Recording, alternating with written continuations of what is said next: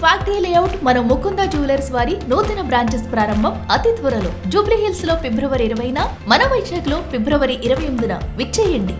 టాలీవుడ్ లో ఇప్పుడు hot topic ఒకటే, దేవర 2 పక్కన పెట్టి కొరటాల బాలయ్యతో సినిమా చేయబోతున్నాడని.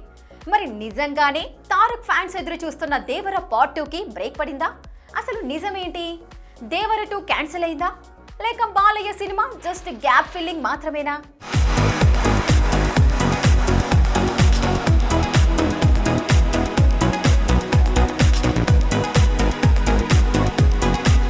ఒక హీరో, ఒక డైరెక్టర్, 2 భారీ సినిమాలు. ఇప్పుడు ఇదే టాలీవుడ్ హాట్ టాపిక్. RRR తర్వాత ఎన్టీఆర్ ను మాస్ అవతార్లో చూపించిన సినిమా దేవర. ఆ సినిమాతో మాస్ డైరెక్టర్ గా మరోసారి ప్రూవ్ చేసుకున్నాడు కొరటాల శివ. అందుకే దేవర పార్ట్ 2 పై అంచనాలు మామూలుగా లేవు. ఒక్క అప్డేట్ వచ్చినా సోషల్ మీడియా మొత్తం షేక్ అవుతుంది. ఇలాంటి టైంలో కొరటాల శివ బాలయ్యతో సినిమా చేస్తున్నాడన్న వార్తలు ఫ్యాన్స్ ను మరింత కన్ఫ్యూజన్ లోకి నెట్టేశాయి.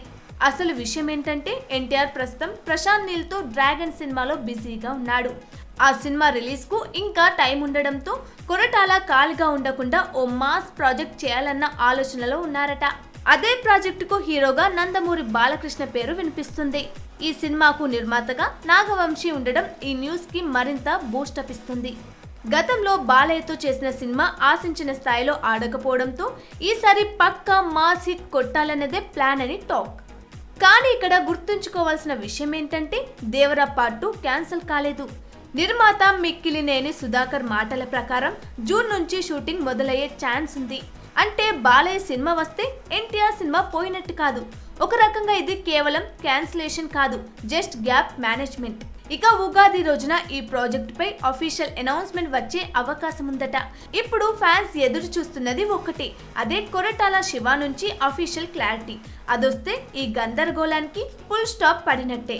చూడాలి, బాలయ్యే కావాలని పట్టుబడుతున్న దర్శకుల్లో ఎవరికి గ్రీన్ సిగ్నల్ ఇస్తాడో.